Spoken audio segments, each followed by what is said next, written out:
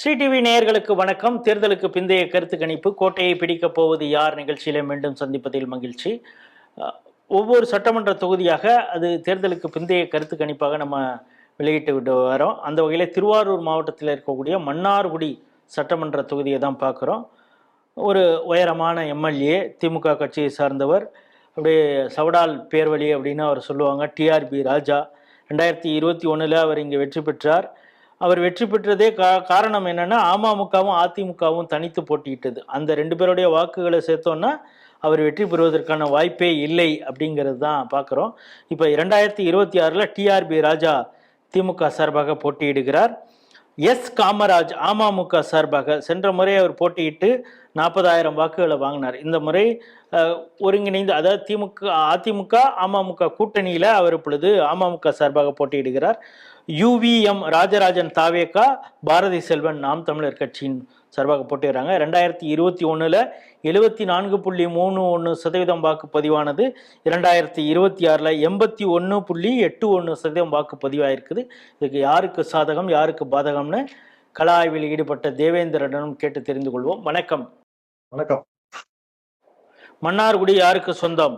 மண்ணையில் இருந்து சென்னை செல்வது யார் அப்படின்னு பாத்தீங்கன்னா, சென்னையிலே இருக்கிறவரா இல்ல மண்ணையில இருந்து சென்னை வரவரா அப்படின்ற ஒரு கடும் போட்டி தான் நிலவிட்டு இருக்குது. இங்க இவர் வெளியூர்காரா இருக்காரு. ஒரு பெரிய இடத்து பையனா இருந்தாலும் அவர் மண்ணின் மைந்தராக எஸ் காமராஜ் இருப்பதனால அவருக்கான வெற்றி வாய்ப்புகள் தான் முதல் கட்ட கலாய்விலேயே கொஞ்சம் அரசபரசலா தெரிய வந்தது. இப்போ 2ஆம் கட்ட கலாய்வுல பாத்தீங்கன்னா, அவர் எல்லாருக்கூடையும் இலகுவா பழகக்கூடியவர், நல்ல மனிதர். நீங்க சொல்ற மாதிரி இப்போ முன்னாடி அதிமுகவும் அமமுகவும் தனித்து போட்டியிட்டது. இப்போது ஒன்றிணையும் போது இவங்களோட வாக்குகளை பார்க்கும்போது அவரோட வாக்குகள் குறைவா தான் இருக்குது. அதனால அதற்கான வெற்றி வாய்ப்புகள் தான் இங்க இருக்குது உண்மை. இருந்தாலும் பணநாயகம் எந்த அளவுக்கு இங்க ஜனநாயகத்தை வாங்குது அப்படின்னு பார்த்தா, கண்டிப்பா இங்க ஜனநாயகம் வெல்லும் அப்படின்றதுதான் என்னுடைய கருத்து கணிப்பா இருக்குது. கண்டிப்பா எஸ் காமராஜ் வெல்வதற்கான வாய்ப்புகள் எங்க அதிகப்படியா இருக்கு அப்படின்றது ஒரு பக்கம் உண்மையை போல தெரிகிறது. பொறுத்திருந்து பார்க்கலாம். டிவிகே தாக்கம், டிவிகே தாக்கம்லாம் இங்க அதிகமா இல்ல. மற்ற தொகுதி இப்ப திருத்துறைப்பூண்டி அருகில் இருக்கிற திருத்துறைப்பூண்டியை கம்பேர் பண்ணும்போது அந்த அளவுக்கு மன்னார்குடியில இல்ல. ஓரளவுக்கு எங்கதும் போல பாதிப்புகள் இருக்கும் இல்லையா, அந்த அளவுக்கு தான் இருக்குது. பெரிய அளவுல பாதிப்புகள் இல்ல. நாத்தாக்காவுக்கு பாத்தீங்கன்னா கிட்டத்தட்ட ஒரு 10,000 ஓட்டு முன்னாடி வாங்கியிருக்காங்க. அதே அளவுல தான் இப்பவும் இருக்கும். அது குறைந்தாலும் குறையும் போதே அதிகப்படுத்துறதுக்கான வாய்ப்புகள் இல்லை. எங்க திமுகவா அமமுகவா அப்படின்ற ஒரு போட்டி தான் நிலவுது. அதுல ரேஸ்ல முந்தறதுக்கான வாய்ப்புகள் அமமுகவுக்கு நிறைய இருக்கு அப்படின்றதுதான் முற்றிலும் உண்மை. திருவாரூர் மாவட்டம் மன்னார்குடி சட்டமன்ற தொகுதியுடைய தேர்தலுக்கு பிந்தைய கருத்து கணிப்பை தான் நம்ம பார்க்குறோம்.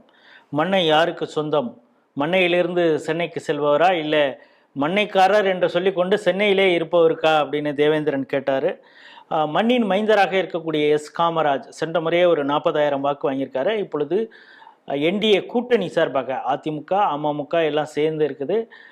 பாட்டாளி மக்கள் கட்சி அவங்களுக்குமே கூட இங்கே வாக்கு இருக்குது அப்படிங்கிறத நம்ம பார்க்குறோம்.